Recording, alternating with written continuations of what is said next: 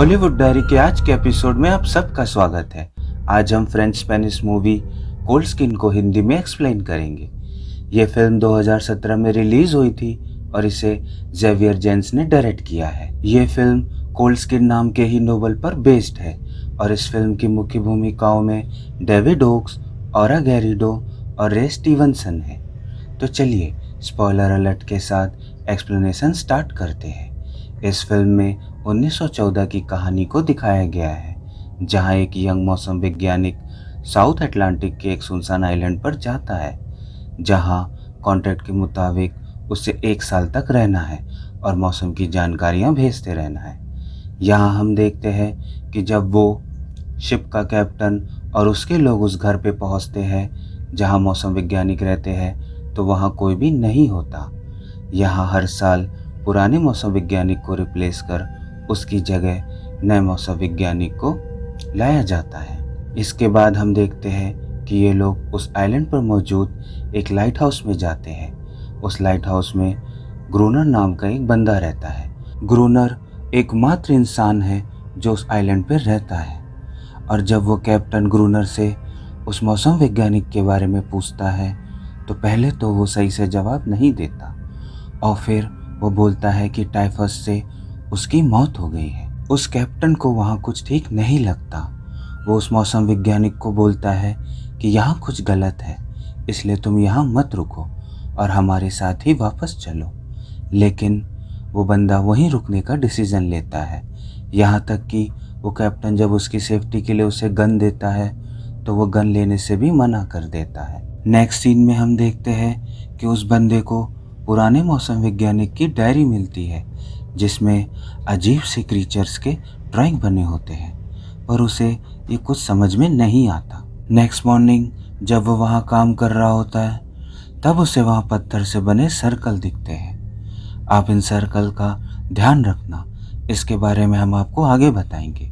रात में जब वो बुक पढ़ रहा होता है, तब दरवाजे के बाहर से अजीबोगरीब आवाज़ें आती है और फिर दरवाजे के नीचे से किसी अजीब जानवर के हाथ अंदर आते हैं। उसे यह महसूस होता है कि यहाँ ऐसे कई सारे और जानवर भी हैं जो उसके दरवाजे को तोड़ रहे हैं।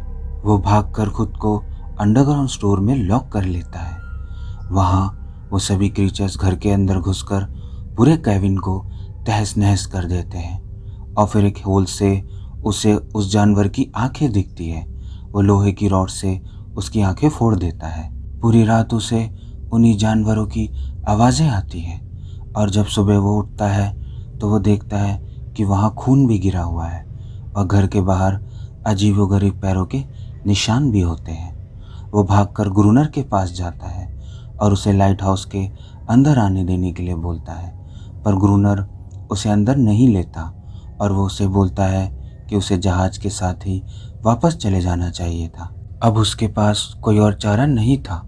वो वापस आकर केविन के दरवाजे और खिड़कियों पर लकड़ियाँ लगाता है और दरवाजे के बाहर बुक्स को गिराकर उस पर पेट्रोल भी डाल देता है।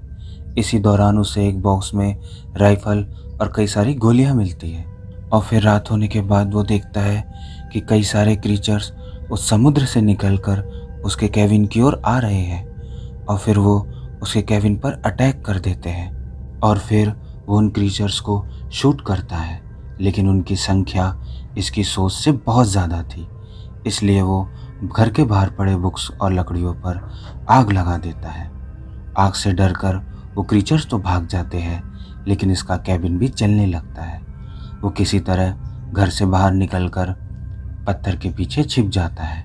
नेक्स्ट मॉर्निंग वो लाइट हाउस के बाहर छिपकर ग्रूनर का इंतज़ार करता है और फिर वो ग्रूनर का पीछा करता है।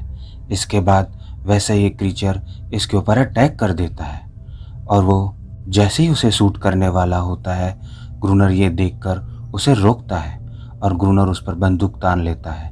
ग्रूनर उसे बोलता है कि ये तुम्हें नुकसान नहीं पहुंचाएगी और फिर वह उस क्रीचर को अपने पास बुलाता है। यहाँ फाइनली ये जानने के बाद कि उस बंदे के पास बहुत सारा टबैको, कॉफ़ी, चॉकलेट और गोली बारूद है, ग्रूनर उसे अपने साथ लाइट हाउस में रहने की परमिशन दे देता है।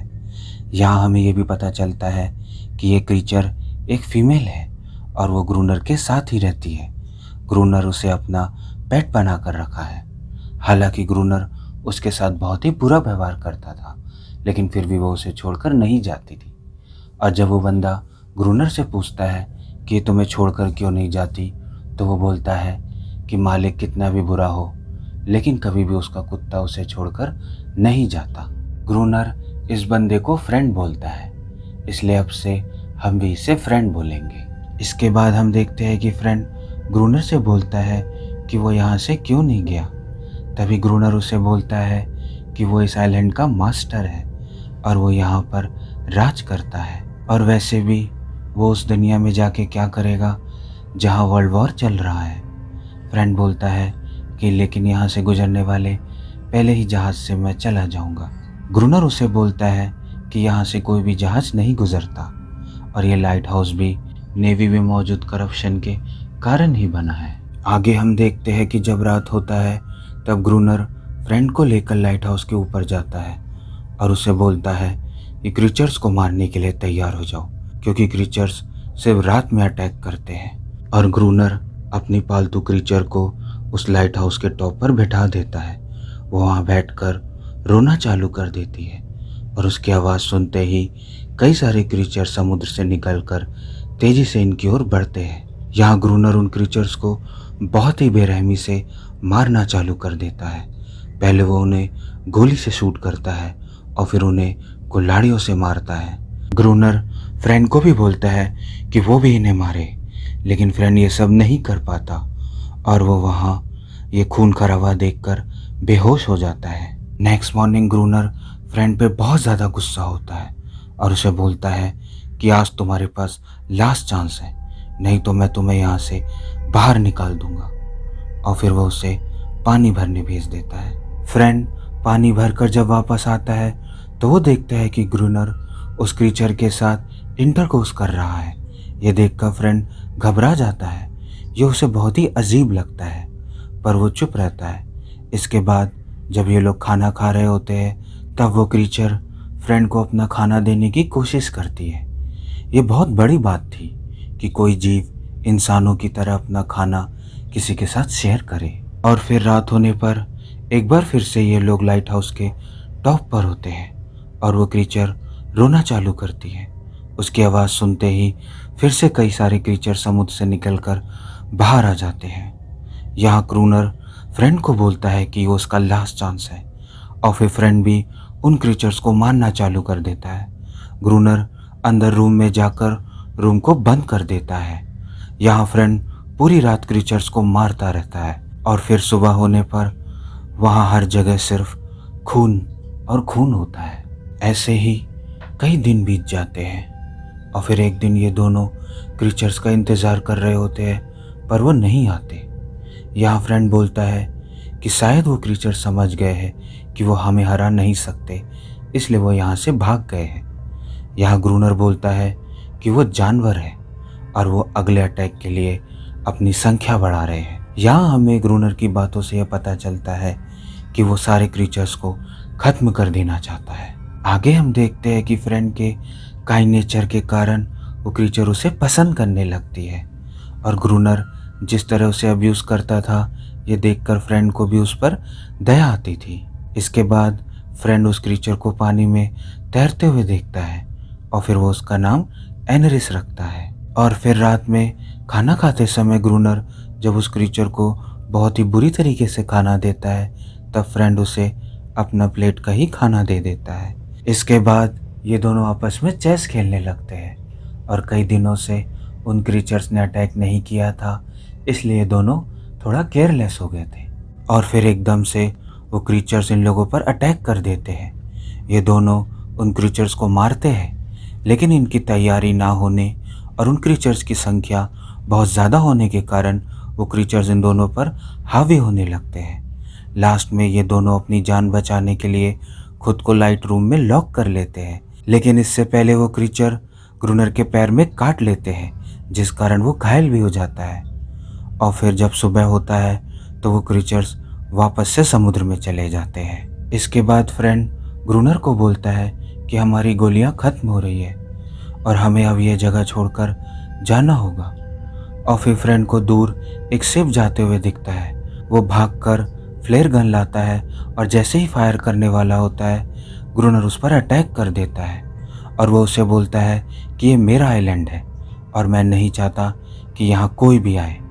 यहाँ ग्रूनर फ्रेंड को मार रहा होता है, तब एनेरिस ग्रूनर पर अटैक कर देती है। ग्रूनर जैसे ही एनेरिस को मारने जाता है, वो वहाँ से भाग जाती है, लेकिन जब एनेरिस वापस आती है तो ग्रूनर उसे मारता है। इस बात से एनेरिस बहुत ज़्यादा दुखी हो जाती है और फिर फ्रेंड एनेरिस के पास जाता है और उसे हड्डियों से बनी एक बोट गिफ्ट करता है। यहाँ इन दोनों की दोस्ती और स्ट्रांग हो जाती है और तभी वो बोट देखकर एनेरिस फ्रेंड को रियल के बोट के पास ले जाती है और वो बोट देखकर फ्रेंड ब्रूनर के पास जाता है और उसे उस बोट के बारे में बताता है। यहाँ ब्रूनर बोलता है कि उसे उस बोट के बारे में पता है। वो फ्रेंड को बताता है कि वो बोट पुर्तगीज के स्मगलर्स का है जो कि डायनामाइट लेकर जा रहे थे और उनका शिप तूफान में बर्बाद हो गया था। वो किसी तरह किनारे तो पहुंच गए थे, लेकिन उन क्रीचर्स ने उन सभी को समुद्र में डुबा के मार दिया और जब सुबह हुई तो वहाँ सिर्फ कुछ गीला डायनामाइट ही बचा था। यहाँ फ्रेंड उसे बोलता है कि हो सकता है उस शिप के मलबे में अभी भी डायनामाइट्स मिल जाए और हम उस डायनामाइट से इन सभी क्रीचर को मार पाएंगे। फ्रेंड उसे बोलता है कि तुम मेरे साथ चलो, तुम ऊपर बोट पर ही रुकना और मैं नीचे तल में जाके डायनामाइट ले आऊँगा, लेकिन ब्रूनर उसे साफ मना कर देता है। इसके बाद हम देखते हैं कि एनेरिस जब पानी में तैर रही होती है तब फ्रेंड भी उसके पास पानी में जाता है और ग्रूनर इन्हें छिपकर देख रहा होता है और इनकी बढ़ती दोस्ती को देखकर उसे जलन होती है और फिर वो फ्रेंड को बोलता है कि मैं डायनामाइट लेने जाने के लिए तैयार हूँ। यहाँ वो ये चाह रहा होता है कि इसी दौरान फ्रेंड की मौत हो जाए। आगे हम देखते हैं कि ये दोनों बोट पर बैठकर उस टूटे हुए शिप के मलबे के पास पहुंचते हैं। फ्रेंड पुराना डाइविंग सूट पहनकर नीचे जाता है और ग्रूनर ऊपर बोट पर ही होता है। नीचे फ्रेंड को डायनामाइट मिल जाते हैं और वो उसे रस्सी के जरिए ऊपर भेज देता है। तभी वहाँ उसे उन क्रीचर्स के बच्चे दिखते हैं जो वहाँ खेल रहे होते हैं। यहाँ फ्रेंड बहुत ज़्यादा डर जाता है और वो 3 बार रस्सी को खींचकर ग्रूनर को इशारा भेजता है कि वो उसे ऊपर खींचे। यहाँ हम देखते हैं कि ग्रूनर ये देखने के बाद भी उसे ऊपर नहीं खींचता और फिर फ्रेंड किसी तरह उस डाइविंग सूट को खोलकर ऊपर आ जाता है। आगे हम देखते हैं कि उन बॉक्स में इन्हें बहुत सारा सूखा डायनामाइट भी मिल जाता है और ये दोनों उसे लाइट हाउस के चारों ओर लगा देते हैं और फिर ये दोनों उन क्रीचर्स का इंतज़ार करते हैं, लेकिन वहाँ कोई भी नहीं आता और ऐसे ही कई दिन बीत जाते हैं और वहाँ ठंड आ जाती है। यहाँ ग्रूनर लगातार उनका वेट कर रहा होता है, यहाँ तक कि बहुत ज़्यादा ठंड बढ़ने से उसकी हालत भी ख़राब हो जाती है, लेकिन फिर भी वो उन क्रीचर्स का इंतज़ार करता रहता है। इसके बाद ग्रूनर बहुत गुस्सा हो जाता है और वह एनेरिस को भी मारता है और उसे बोलता है कि इसी ने उन सबको यहाँ आने से मना किया है ताकि वो सब मारे ना जाए। फ्रेंड ग्रूनर को रोकता है और फिर ग्रूनर उसे बोलता है कि आज रात हम सभी क्रीचर्स को ख़त्म कर देंगे। यहाँ वो एनेरिस से इस बात को भी लेकर चिढ़ा था कि उसकी और फ्रेंड की दोस्ती बढ़ती जा रही थी और वो दोनों करीब आ गए थे। आगे हम देखते हैं कि वो लाइट हाउस का डोर ओपन कर फ्रेंड को डोर के पास बैठा देता है और खुद ऊपर बालकनी में उन क्रीचर्स का इंतज़ार कर रहा होता है। यहाँ बहुत देर हो जाती है लेकिन कोई भी क्रीचर्स नहीं आते और फिर वो गुस्से से एनेरिस को वहाँ खींच कर लाता है और उस पर चिल्लाते हुए उसे बोलता है कि गाना गाओ और अपने लोगों को बुलाओ। और फिर जैसे ही एनेरिस गाना गाना चालू करती है, उसकी आवाज़ सुनकर समुद्र से कई सारे क्रीचर्स निकलकर उस लाइट हाउस की ओर आने लगते हैं। ग्रूनर उन सभी का इंतज़ार करता है कि वो सभी डायनामाइट की रेंज में आ जाए। इसी दौरान वो क्रीचर्स फ्रेंड पर अटैक कर देते हैं और फ्रेंड किसी तरह अपनी जान बचाकर लाइट हाउस में ऊपर की ओर भाग जाता है और फिर ग्रूनर उन सभी डायनामाइट को ब्लास्ट कर देता है और वहाँ बहुत भारी विस्फोट होता है और ये दोनों भी वहाँ बेहोश हो जाते हैं। सुबह जब इन्हें होश आता है तो ये लोग देखते हैं कि वहाँ चारों तरफ उन क्रीचर्स की लाशें बिछी हुई है। वहाँ कई सारे क्रीचर्स बहुत ही बुरी तरह घायल थे और तड़प रहे थे और ग्रूनर उन लोगों को भाले से स्टैब कर रहा था। यहाँ फ्रेंड चारों ओर उन क्रीचर्स की इतनी बुरी हालत देखता है तो उसे रियलाइज़ होता है कि उससे बहुत बड़ी गलती हो गई है। और यहाँ उन लोगों को ये भी पता चलता है कि एनेरिस उन्हें छोड़कर चली गई है और इस बात से ग्रूनर बहुत ज़्यादा दुखी हो जाता है। इसके बाद फ्रेंड को ग्रूनर का डॉक्यूमेंट मिलता है और उसे ग्रूनर के बारे में कुछ सीक्रेट बातें पता चलती है। नेक्स्ट दिन हम देखते हैं कि फ्रेंड समुद्र के किनारे पत्थरों का एक सर्कल बनाता है और उसके बीच में हड्डियों से बना वो नाव रख देता है और ऐसे सर्कल्स वो क्रीचर्स बनाते थे। जैसा कि हमने देखा था कि एनेरिस ने भी फ्रेंड से दोस्ती स्टार्ट करने से पहले एक सर्कल बनाकर उसे गिफ्ट किया था। आगे हम देखते हैं कि फ्रेंड को उस सर्कल के पास एक क्रीचर का बच्चा दिखता है और जब वो वहाँ जाता है तो वहाँ एनेरिस और कई सारे क्रीचर्स आ जाते हैं। यहाँ फ्रेंड को ये रियलाइज़ होता है कि ये क्रीचर्स लड़ाई नहीं चाहते और वो उन सभी से दोस्ती करने वाला होता है। तभी वहाँ ग्रूनर आ जाता है और वो हवा में गोली चलाता है।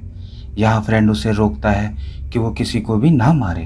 तभी ग्रूनर की नज़र एनेरिस पर जाती है और वो एनेरिस को ऑर्डर देते हुए बोलता है कि वो लाइट हाउस के अंदर जाए, लेकिन यह एनेरिस उसका ऑर्डर फॉलो नहीं करती और वो उसे मना कर देती है।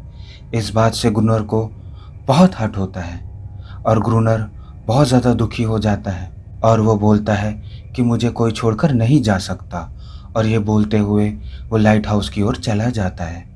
आगे हम देखते हैं कि जैसे ही फ्रेंड उन सभी का विश्वास जीत रहा होता है तभी ग्रूनर उस छोटे बच्चे को शूट कर देता है और सभी क्रीचर्स डरकर वापस समुद्र में चले जाते हैं और एनेरिस भी उन सभी के साथ चली जाती है। फ्रेंड को इस बात पर बहुत ज़्यादा गुस्सा आता है और वो भी वापस लाइट हाउस की ओर जाता है और फिर फ्रेंड और ग्रूनर के बीच में फाइट होती है। फाइट के दौरान ग्रूनर फ्रेंड को मारने वाला होता है, तभी वो उसे उसके असली नाम से बुलाता है। यहाँ फ्रेंड को ग्रूनर के जो डॉक्यूमेंट मिले थे उससे उसे पता चल गया था कि ग्रूनर उस लाइट हाउस का केयरटेकर नहीं है बल्कि वो पुराना मौसम वैज्ञानिक है और उसने फ्रेंड से और उस कैप्टन से झूठ बोला था कि मौसम वैज्ञानिक यानी वो टाइफus से मारा गया है। फ्रेंड के मुंह से अपना असली नाम सुनते ही ग्रूनर रुक जाता है और सैडनेस के कारण वो अपने हाथ से हथियार भी छोड़ देता है और ग्रूनर उस लाइट हाउस से बाहर जाता है जहाँ कई सारे क्रीचर्स उसे पकड़कर समुद्र में ले जाते हैं।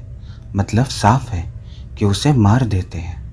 वहीं फ्रेंड डर कर लाइट हाउस के डोर को अंदर से बंद कर देता है। आगे हम देखते हैं कि कई दिन बीत चुके हैं और 1 साल पूरा हो जाने के कारण नया कैप्टन नए मौसम वैज्ञानिक को लेकर वहां आता है और वो लोग फ्रेंड को ग्रूनर समझकर उससे फ्रेंड के बारे में यानी मौसम वैज्ञानिक के बारे में पूछते हैं, जैसे कि फिल्म के स्टार्ट में ये लोगों ने ग्रूनर से पूछा था। और यहाँ सेम उसी तरह फ्रेंड भी उन्हें बोलता है कि मौसम वैज्ञानिक टाइफus से मारा गया है। यहाँ उस कैप्टन को फ्रेंड का अजीब बिहेवियर देखकर कुछ ठीक नहीं लगता और वो अपने आदमियों को बोलता है कि इस आइलैंड की छानबीन करो। वहीं दूसरी तरफ हम एनेरिस को देखते हैं जो छिपकर भागते हुए समुद्र में कूद जाती है।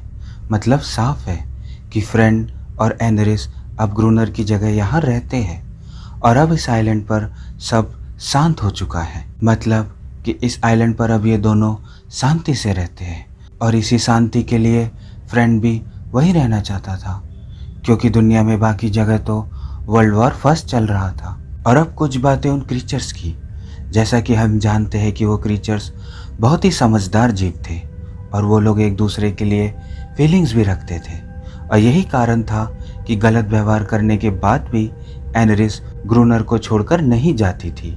यहाँ तक कि इतने सारे क्रीचर्स को मार देने के बाद भी वो क्रीचर्स वापस से फ्रेंडशिप करने के लिए भी तैयार हो गए थे। लेकिन ग्रूनर, जिसके दिमाग में खुद को मास्टर साबित करने का पागलपन था, वो उन क्रीचर्स को मारकर ख़त्म कर देना चाहता था ताकि वो खुद को उस आइलैंड का सबसे पावरफुल जीव साबित कर दे। और जैसा कि उसने फ्रेंड को भी बोला था कि वो करो जो इंसान करते हैं, जंग करो और सबको मारो। तो इस बारे में आप क्या सोचते हैं, हमें अपनी राय कमेंट बॉक्स में ज़रूर बताएं।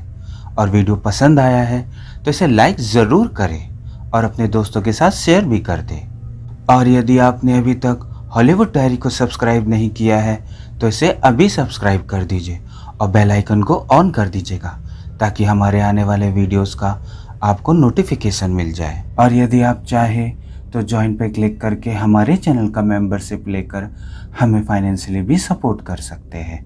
और आज का शॉर्ट आउट जो जाता है आसिफ, आदित्य, गोपाल, मानसी पांडे और कोमल को। और हाँ, आप मेरे भाई के channel the tales of the movie को भी सब्सक्राइब कर लीजिए। उस पर भी आपको इसी तरीके की इंटरेस्टिंग एक्सप्लेनेशंस मिल जाएंगी और उसका लिंक आपको नीचे डिस्क्रिप्शन में मिल जाएगा। आप सभी हॉलीवुड डायरी को ट्विटर और इंस्टाग्राम पे भी फॉलो कर लीजिए, उसका भी लिंक आपको नीचे डिस्क्रिप्शन में मिल जाएगा। तो एक बार फिर से आप सभी का हॉलीवुड डायरी के परिवार का हिस्सा बनने के लिए बहुत बहुत शुक्रिया। हम फिर मिलेंगे आप सभी से नेक्स्ट वीडियो में, तब तक के लिए गुड बाय।